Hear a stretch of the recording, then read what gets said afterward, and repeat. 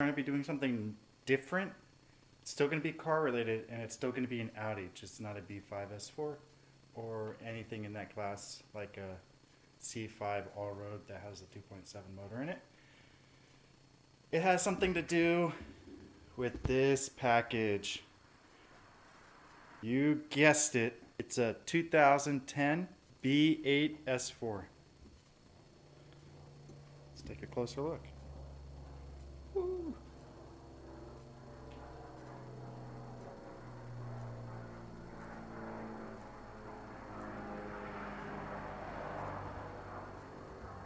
Today what we're going to do, well, you'll see after I open the box.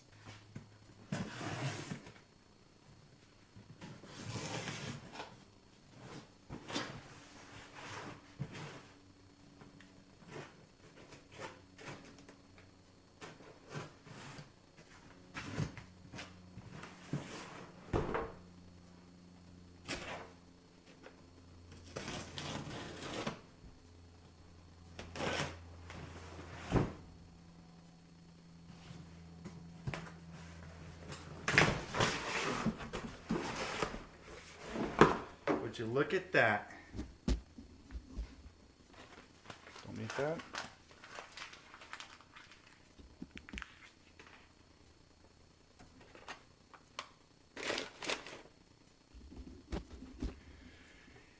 As you guys may have figured out, these are the lower control arms that are going to go on that. This car came to me with really bad creaking noises from the front suspension. And I tracked it down to, hopefully, I'm 99% sure that it's the lower control arms making this creaking noise. Now these arms are 034 Motorsports. I don't like to give out a ton of names and stuff, but that, besides OEM, that's really all I could find that's decent. And these are their density line ones, so they're a little stiffer than OEM.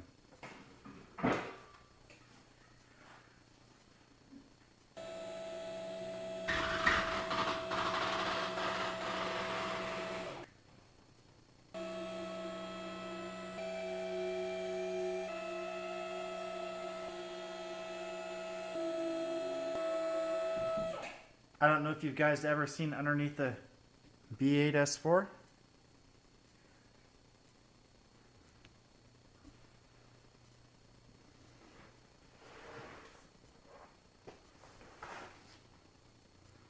Not much to see, it's pretty flat. Now these are the control arms we're going to be changing out. That one and this one. The hard part's going to be getting the ball joints out. To make things easier, we will take this panel off and this front panel. And those come off pretty easy. There's, on this rear one, it's these plastic pieces just kind of pull out their push-ins, Torx, and then another plastic piece. You want to take the front panel off first, and they're on here with these quarter turn screws. You can also see some lubricant. I sprayed stuff going around spraying things trying to find where the creaking noise was coming from. That's one of the ways of doing it. The way I found the creak was I actually loosened this, set the car back down, and pushed on the subframe or the frame, and the creaking went away. So that's how I figured it was probably this.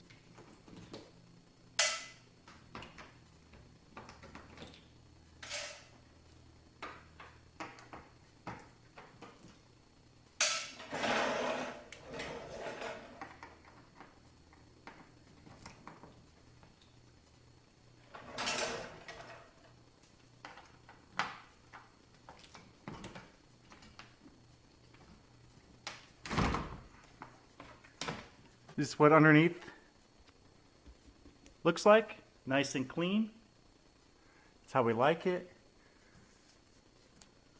Another thing I did to track down the creaking noise is it sounded like it was coming from the sway bar, so I pulled the whole sway bar apart, greased the, lubed the inside of it just to see, when the sway bar twists with the torsion, sometimes if it's dry in there, it'll make a lot of noise. That wasn't the case. I lubed both of these up. You can see some lube there. And it didn't make a difference.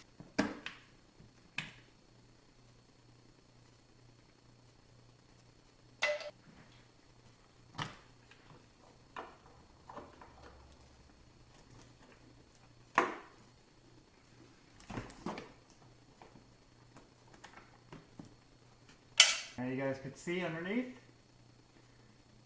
looks like this is leaking a little bit, the power steering rack or the pump. The car has a little, some oil leaks. The car has a lot of miles on it, so it's not unheard of to have leaks. But overall, it looks pretty good. This car is pretty much completely stock. The only thing that's in this car is I actually put in a South Bend Stage 3 clutch with a flywheel many years ago, and it's been holding up great. Now you can see it's easy to reach the bolts. This one's a little more difficult, but it's still pretty easy. There are, oh, let's go to this side. We will need to take this heat shield off. There's a 13mm bolt up here.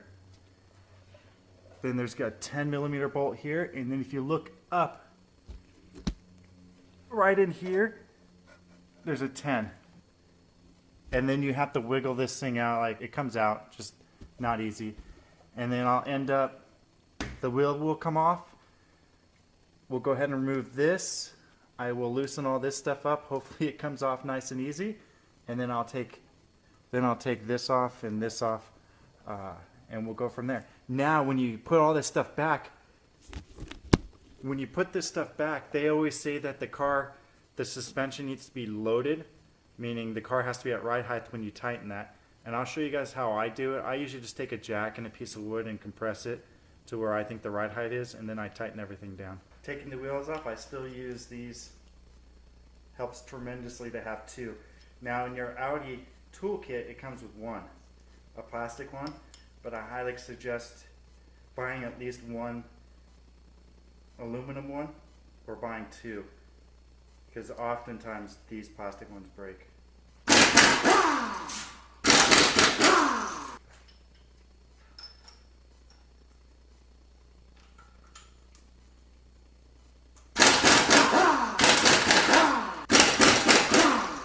And with these studs in there, it makes it super easy. It holds the wheel in, and just take it off. I'm going to go ahead and do the other side. You guys don't need to see that. It's the same thing, just on the other side. This is with the wheel off. Brakes look like. That's the control arm we're going to be dealing with, one of them.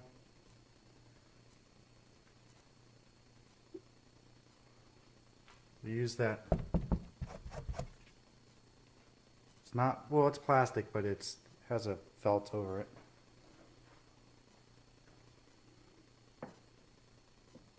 So if you've never seen a B8 S4, that's what it looks like.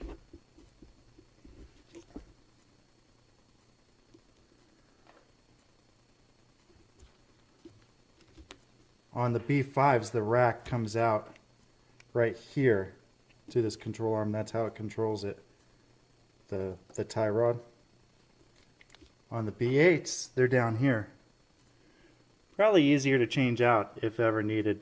So we're going to remove this one, 10 mil, and then this one right here. Right there, there's a 13.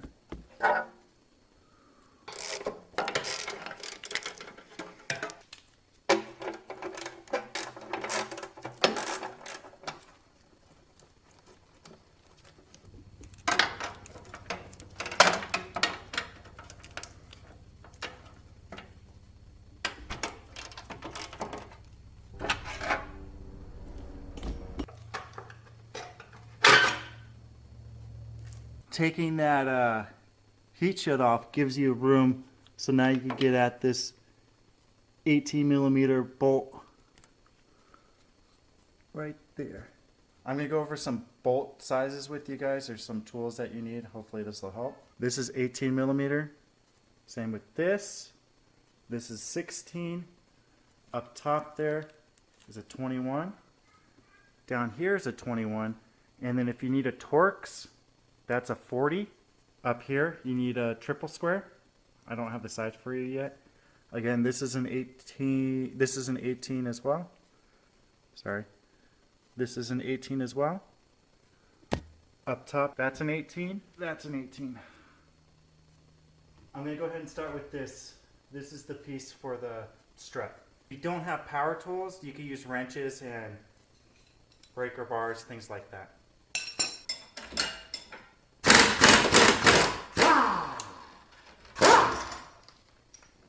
Next, we're going to go ahead and take this 16 millimeter off, this bolt. It holds this whole ball joint unit in here. And then we got to take that triple square out with the 18 behind it. That triple square is a 12 millimeter.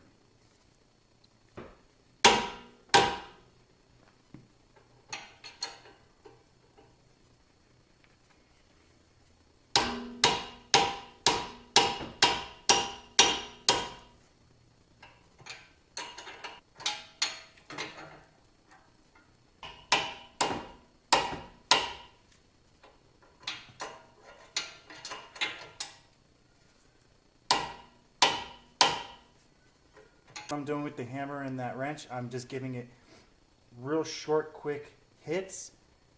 You know, just the jerk will move that nut off. A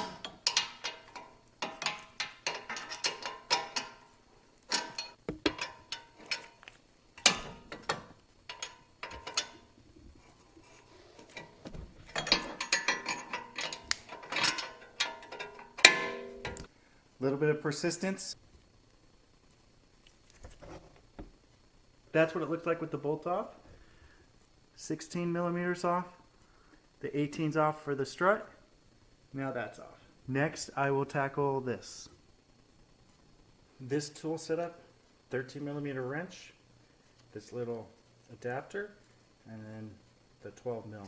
So what happens is, we'll stick this in like that. Bam. If you guys have an impact gun, I suggest using it.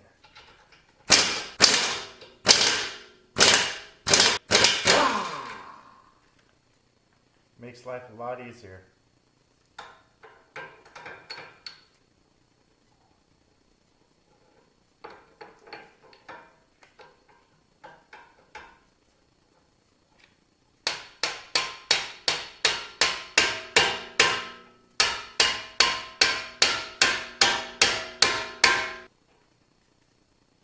This is something generally I do not like to hang around when this thing lets go. I've had them go flying. So I go ahead and zip tie this piece only because I've had this fly off before. Especially if this ball joint's really in here. It makes a really loud noise when it lets go. If you guys do this job, make sure you have this ball joint separator. It's kind of a must for this kind of job. But again, it's dangerous. You gotta be careful this thing doesn't fly in your face.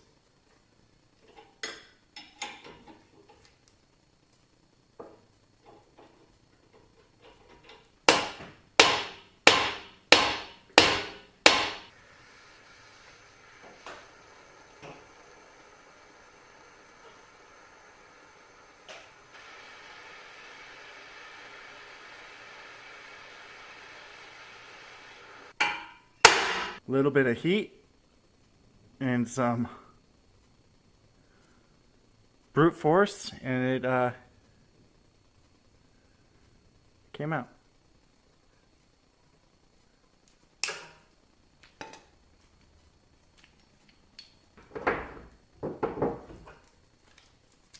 And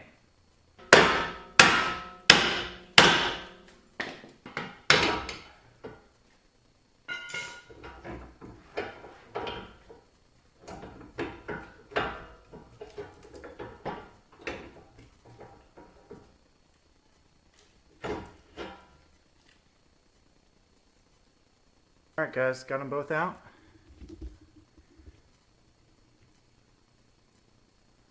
Here's everything that came with the kit. Not these two things. Here's the old ones that or the passenger side I just took out, but here's all what comes with the lower control arm kit. All new bolts. Let's go ahead and get this installed. Just the one side though. Start with the arm we just took off.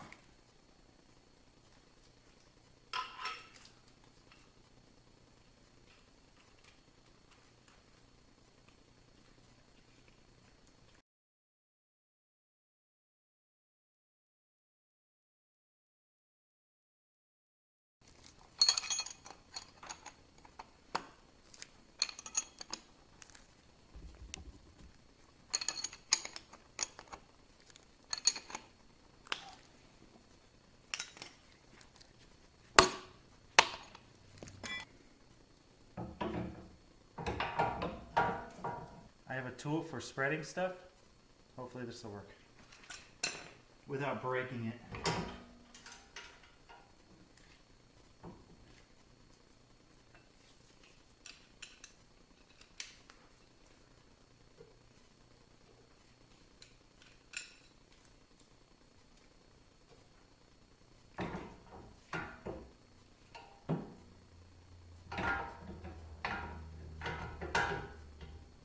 Oh yeah, that's the ticket.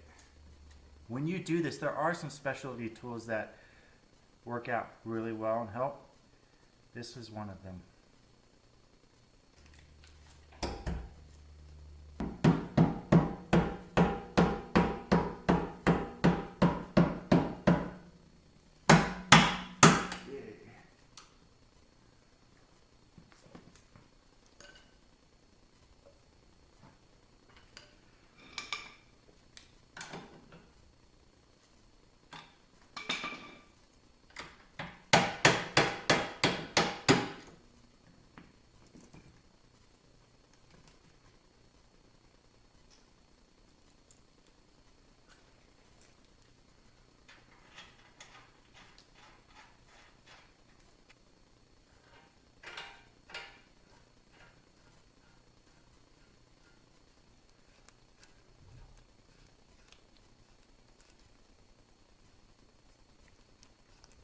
I'm not tightening anything down, just installing. I just did this, including this. Not tight, it's still loose in there, just to let you guys know. Next, let's do the big controller. Use the new bolt they provided.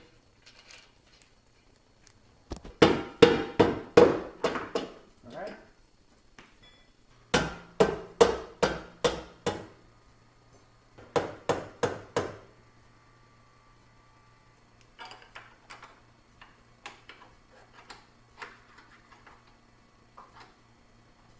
They probably make a centering pin for this, like a tool you could purchase.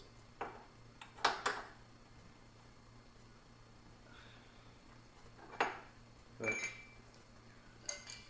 I like to just not have it.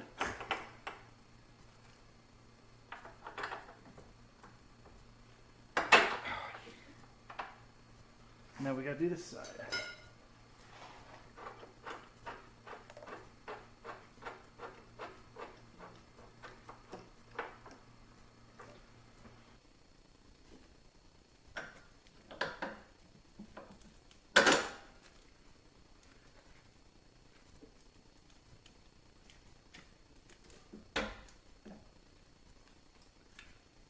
Washer and the nut.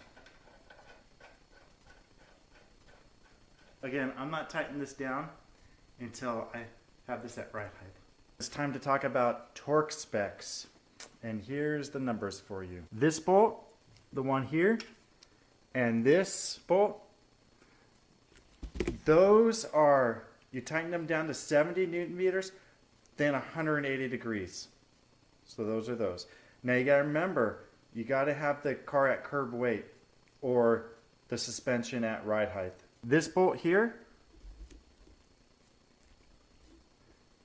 needs to be at 90 Newton meters plus 90 degrees. That's what this one is. These ball joint up here, these ball joint bolts, they need to be at 140 Newton meters. And this pinch bolt is 40 Newton meters. Let's get on torquing.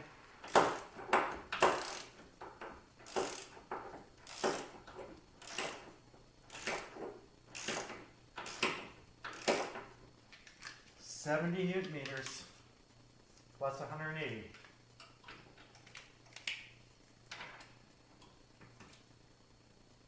All right. Line on the bolt. That way when I turn it, I know what's 180.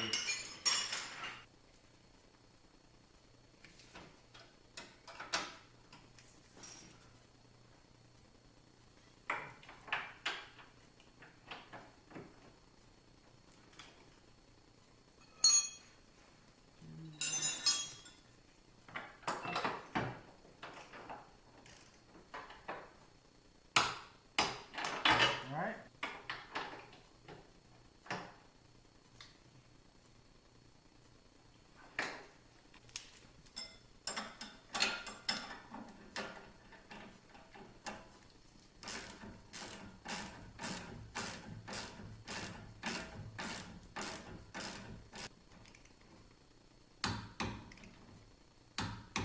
Okay.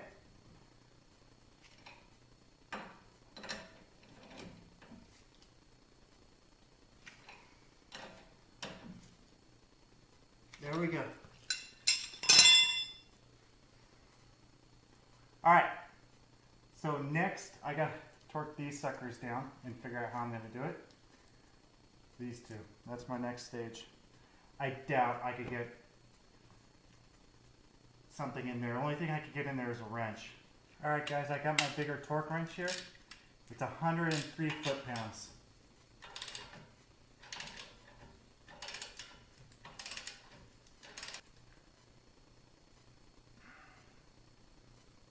Wow, that's a lot. Oh,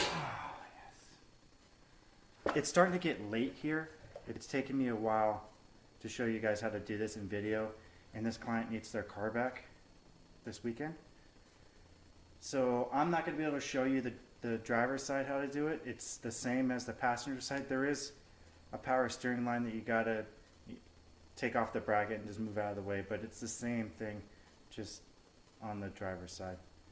Sorry about that, guys, but you know, I have to get stuff done in a certain amount of time so clients can come pick up their car, and I film as much as I can, but sometimes I just run out of time. But until next time, keep wrenching.